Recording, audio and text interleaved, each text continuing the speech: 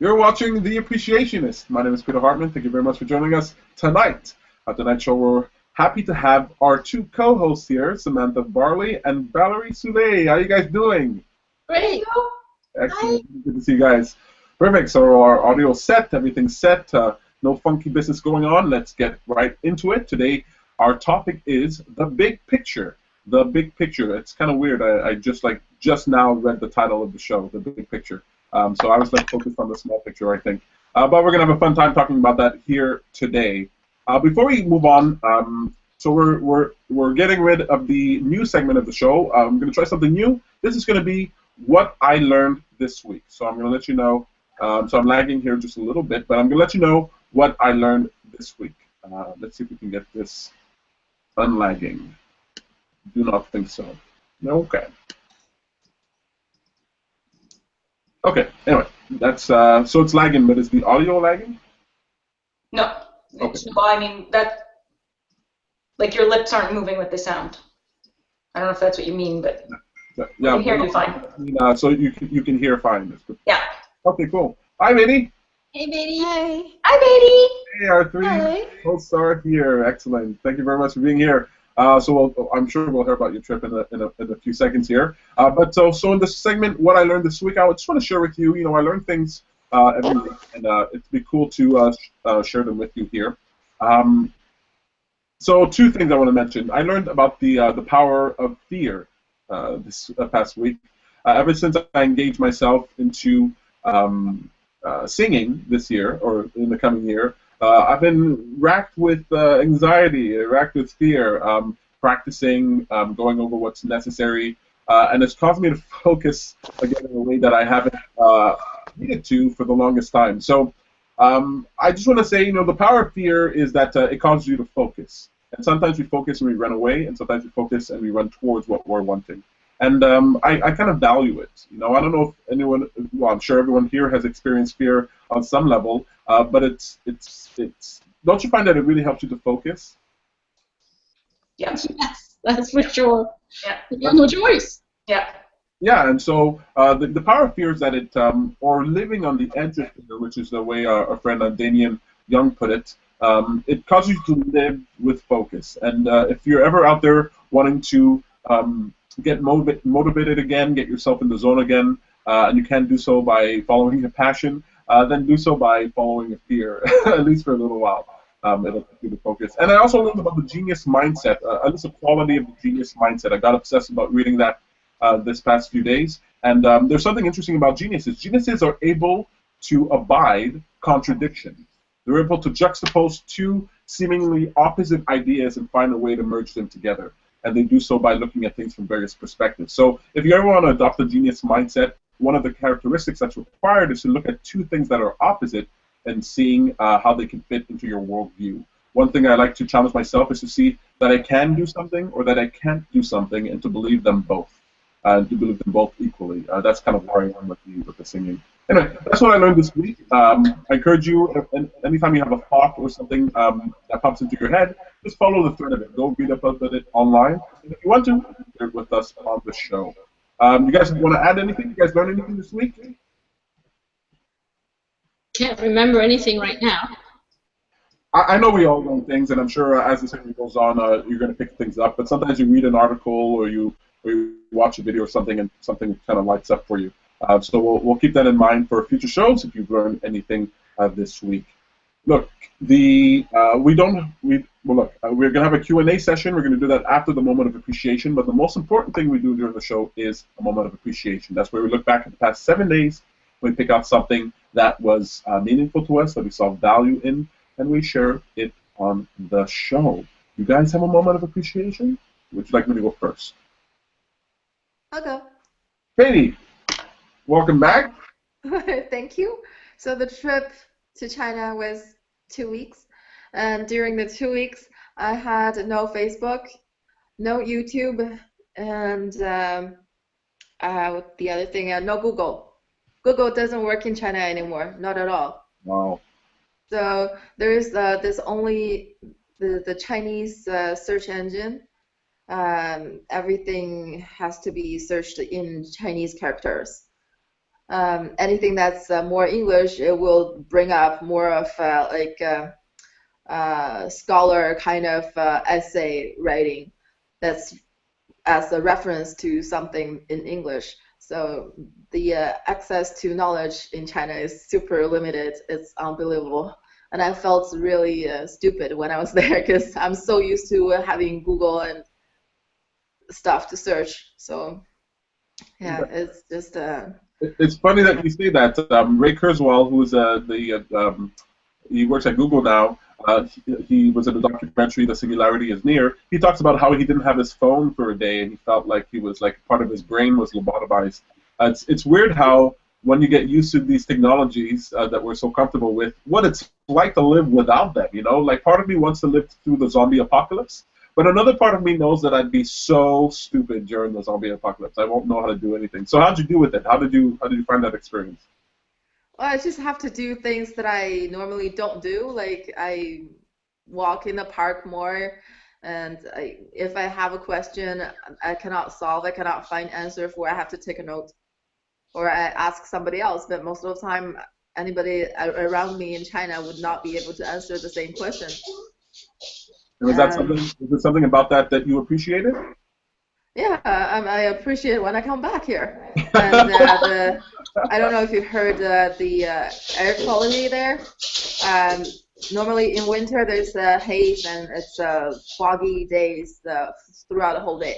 It's actually the amount of chemical particles that exist in the air that's from pollution. And I had a couple of days like that. The day that I had worst was really bad. Like when I'm outside, I was afraid to breathe the air, and everybody I saw was coughing. Well, look, and that's why it's fun to come back home, right? It's talk about finding a way to appreciate what's going on. And we were talking about fear at the top of the show, and there's something about experiencing discomfort, at least for a little while, that allows you to appreciate what's going on.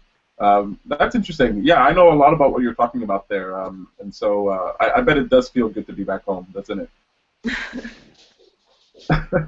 Well, look, thank you for sharing that moment of appreciation. There's so much that needs to be done there. What about you guys? You guys have one? Sam, Val? I was letting Val, but yes, okay. So I have two. It's sort of, they're very similar. Peter and I had a pretty social weekend this weekend, and we saw different meetup members. We were invited to somebody's house for dinner. We had wonderful conversations. One of the guys played music for us, and it was very enlightening music. Wonderful food. So it was really very nice. It's a little bit out of my comfort zone, out of Peter's comfort zone. Just not the norm for us. And then while we went to Val's house.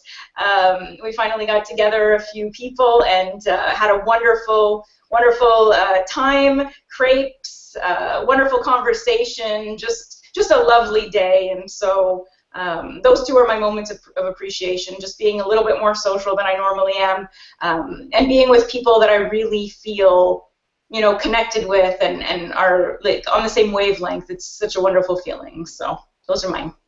Yeah, I'll jump in on that too because it was super fun. Anybody out there interested in getting some of Samantha's attention? It seems like the key is food, delicious food. So Val made crepes, and Eric there we had some delicious healthy chicken and stuff like that. So it's really cool. Get some food, and you'll get some out there. That was a super fun time, spending time with those people, being social like that. Yeah, that was definitely my moment of appreciation. Plus, we had a very long dance party here with the kids and Tom when they got in. And we hadn't done that in a while, and so we put on music and we just got them all moving and dancing, and that was super, super fun. How about you, Val? I think Val's frozen here. Just want to make sure. Well, she's slow, I think it is. I don't know. Oh, no, there she is. Yeah, that's me, slow. Well, actually, yeah, it was my weekend for me as well. On Saturday, I went to visit my family, my aunt and uncle, and I spent the day with them. And my week before was a tough one, so on Saturday I was kind of mellow and everything, but I had decided to really keep my energy up, but also I was very ready to receive whatever kind of affection or anything that they were ready to give me, and they were so sweet to me. So I had a beautiful day. One of my favorite moments, it was kind of touching. We have some cousins that sent a book with pictures from a trip that they took with my aunt and uncle. And my uncle hadn't looked at the book yet. And so he said, well, I was waiting for you, so I want to look at it with you. So we sat on the couch, and he had his arm around me, and we looked at the book, and my aunt was on the other side, and we just looked at the pictures, and it was just a beautiful moment, you know. It was just really nice. And then my time with you guys, it was just so easy and fun, and we had all kinds of different conversations, and we're all different kinds of people, and I think makes it super interesting. And everybody shared, and so it was nice. I know you guys kind of forced me to sit with you and not just make crepes while you were eating, because I was afraid they would be cold. Even though we ate them cold, pretty much, it made for a very good conversation. Well, that's part of the reason I like cold food, because then you don't have the pressure of needing it to be a specific way, and you can just like enjoy the social aspect of what you're doing there. Don't try to sell Sam on that idea, though. No, that's why microwaves exist. That's why microwaves exist, exactly. Well, really fun time. Beidi, did you go to China with anyone, or did you go by yourself? I went with Max, this guy. Hey, Max. Hey, Max. And so, aside from the air quality and things like that, how was it spending time with him there? Was it different? It was nice to see my parents. But, you know, being with parents is a little bit awkward after a while. But they treated me really well, because we went to a lot of restaurants. We ate a lot of food, which I missed. Again, there you go. That's what you're ready too. Well, that's good. Well, really, really awesome. We're going to have to hear more about that.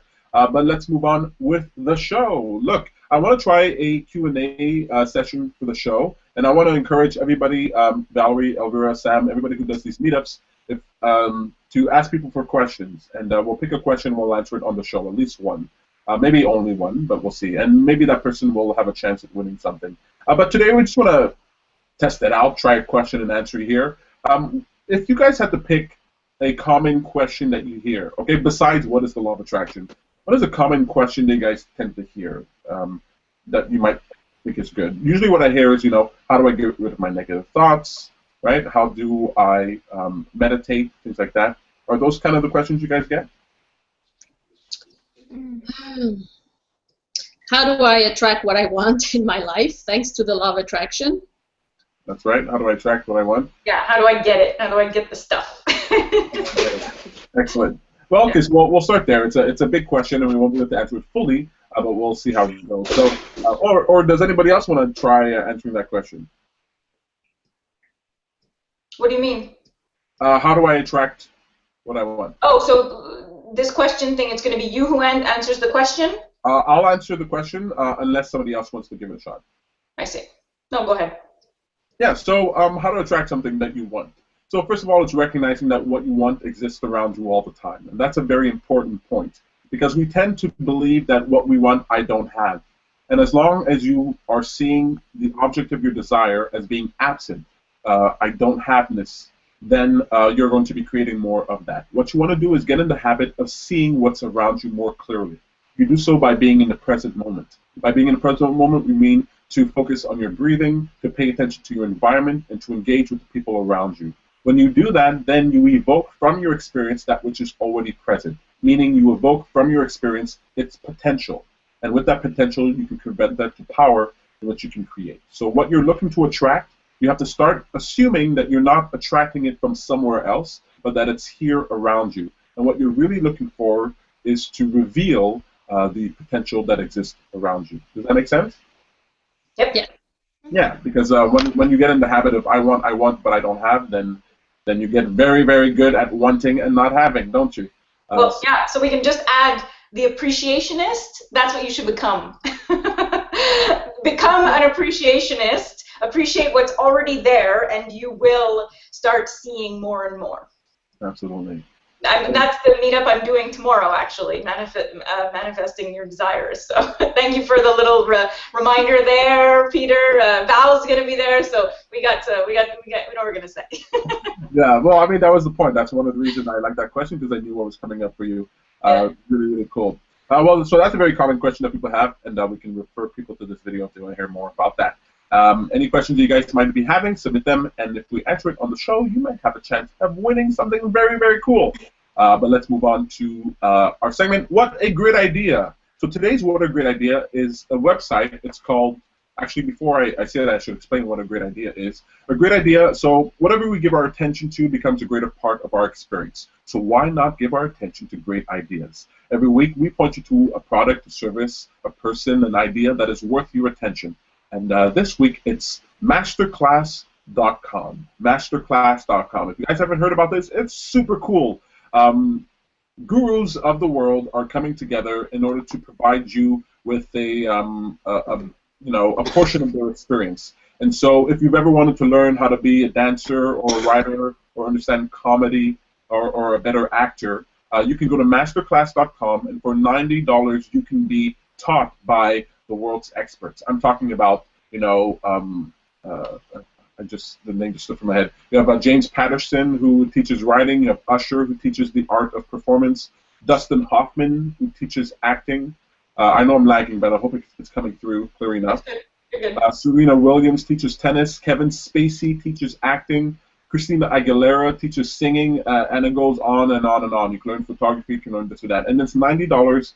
You have a series of videos. You interact with the, or you get segments from the stars themselves, and then there's exercises to do. And I never saw something so cool for so cheap, literally for $90. Now, if you're looking to, from all the reviews that I've read, if you're looking to pay this so that the next thing that happens is you become a huge success, well, that's not what this is about. This is about giving you insight into the mind of somebody who's achieved the success.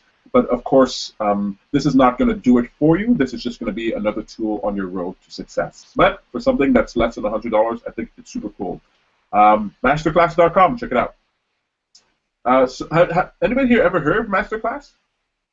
I had heard the name, but I don't think I had it right. Yeah, okay, cool. Yeah, I just learned about it this week, so really, really cool. Today's topic is the big picture. Sam, what did you have in mind when you picked the big picture? I can tell you what I have in mind for the big picture. Did you have something else? Well, I had in mind zooming out of your problem. Zooming out of your problem, seeing things from a different perspective. Very so, good. Yeah. Go ahead. No, I don't know if you want me to explain things, or that's my idea. Well, look, any chance that you guys have to speak and interrupt me, I'm all for it, because you know me, I'll just start going. Right now. No. Yeah, so that's what I mean by it. So what do you guys think about the big picture, seeing the big picture? Is there benefit in doing so? And what does it mean to you, and how do you do it? The way you explained it was perfect, because the zooming out, that's exactly the feeling I got when I saw the title of the show today. So yeah, zooming out, perfect way of describing it, and definitely a benefit. I remember Peter having a talk about that, and I kind of had forgotten about it, so I'm glad we're talking about it again, because it's a great tool, like the zooming out and zooming in. I think it's very beneficial. For stress relief, I find if you're too caught up in details, it's good to just just go general and just look at the big picture and just breathe and go, okay, wait a minute, I'm getting too caught up in the details. That's exactly right. At any time that you're experiencing a negative emotion, or you're having a negative thought pattern that's being activated, it's always because, or almost always because. No, it's always because you are detail focused. You're focused on the small picture, and there's nothing wrong with that. It takes the sort of close-up view of something to get a better picture of it, but every now and again you want to remind yourself to zoom out, like Sam says, like Val agrees, to zoom out to see the big picture. So I'm just going to tell you guys a quick story of what I usually say when I'm talking about this, and then we'll see where we're at there. You guys ever do a puzzle with like 500 pieces or more? No. No, it's a really fun exercise. Sam, have you ever done it? You've done puzzles 500. I grew up doing puzzles, yeah. So I grew up doing puzzles with my mom. My mom was very cool. I think she recognized that I was very hyperactive, and so she found that by focusing on all these pieces of a puzzle, I really calmed down. I really love diving into a problem that has all these little bits to solve. And so we should sit down, her and I, we should do puzzles, 200 pieces, 250, 500, 1,000.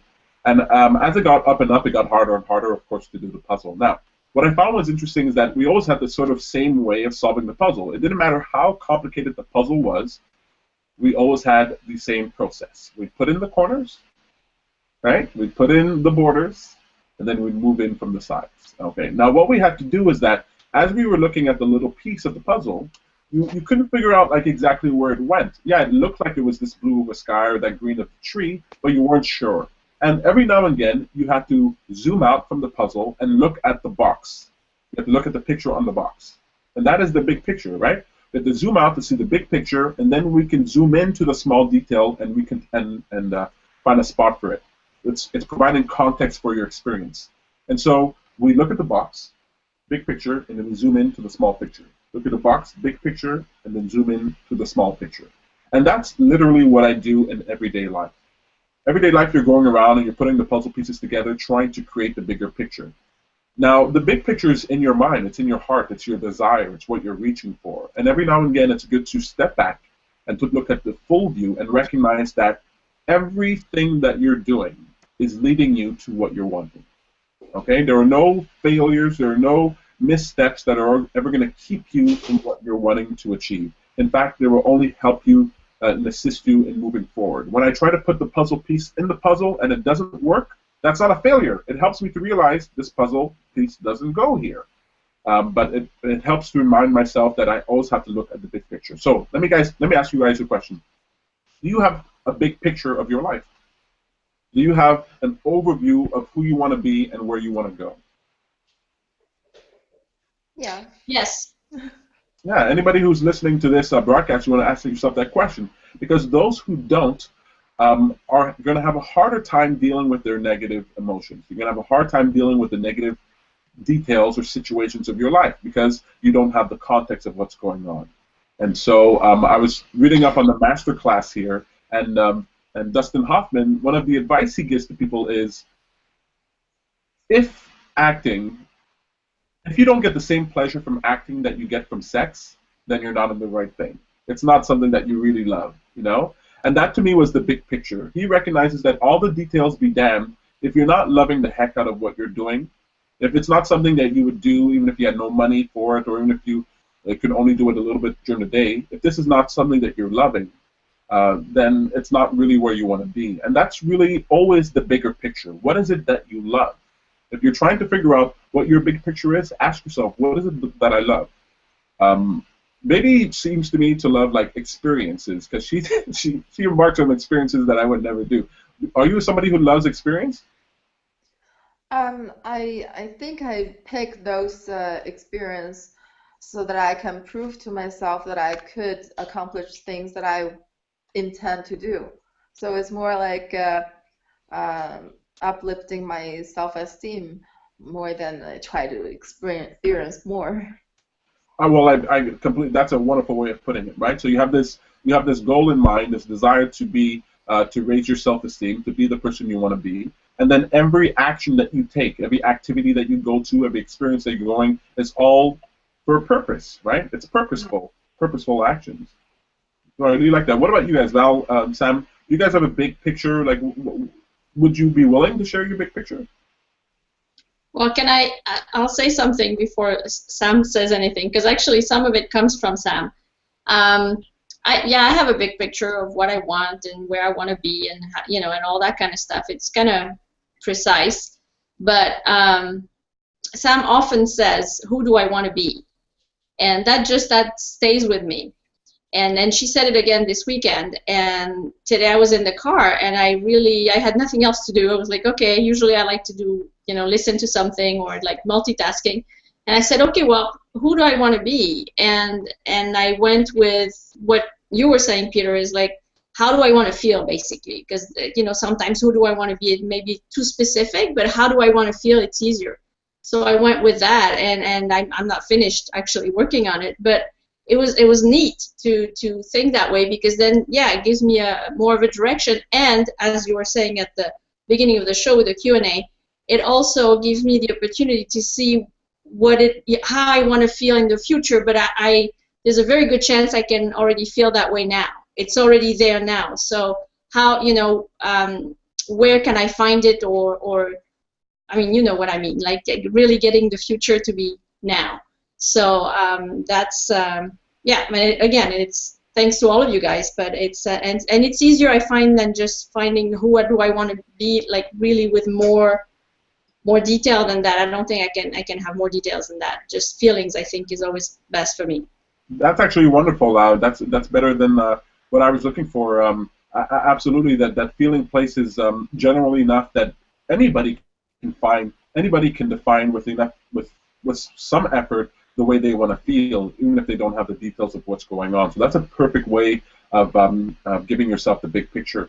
Sam, what ways do you have for like seeing the big picture? How is it that? Yeah, so when I decided the big picture, I often listen to Alan Watts. Now I've been listening to Eckhart Tolle. So when I say bigger picture, for me, I mean, it depends. It really changes. It can be just zooming out of the problem, seeing it differently, but I also like sort of look at the world. Like I zoom out far and I say, okay, I'm complaining because of this situation, but look at everything that's going on in the world. Look at all of this stuff. Like, how important is this right now? Like, why am I going to let myself be so upset or so bothered by this specific subject when so much is happening? Like, yes, there's beautiful things in the world, but there's suffering in the world. So I think that's how I mean it. Like, you know, say I'm having money issues or something. I'm like, okay, I might be having money issues, except today I'm clothed, I'm fed, I'm paying my bills, I have, you know, like I'm completely comfortable in this moment. And I'm very likely to be comfortable tomorrow and the next day and the next day. And so I sort of zoom out and then I think of everything that's happening, everything that's been in the news, and I'm like, wow, I'm extremely grateful for that. And so it's about appreciating what I have, but like really in a sense of comparing it to whatever else is happening in the world. And then, you know, with Alan Watts, it goes even further, the universe and all that. And so it's, I don't know like how far you can go, but it just gives me a different perspective. And the more that I remember it, the better I feel, because then I just see, wow, like everything, I'm pretty good here living in Canada, you know, like what else do I need? So. Well, I agree with you. I think Beidi, more than anybody here, recognizes how blessed we are to be living in Canada, right? Yeah. I actually saw that there was a post this morning about, I think in Beijing they put a red flag or something, so people are not allowed to go out of their house because of the smog and all of that. And I actually, when I saw that this morning, I said, wow, I'm lucky to be here. You know, like that was another moment where I was like, that really sucks, but instead of just like suffering for them and feeling bad, I was like, okay, well, what do I have? Like, I'm going to be happy with being able to breathe and feel extremely, you know, good where I am, and hopefully that will help me to make a change, or, you know, sign a petition or talk about it so changes happen, you know, climate change and all that. So I like that. Beidi, so we'll give you the last word here before we move on to what's for dinner.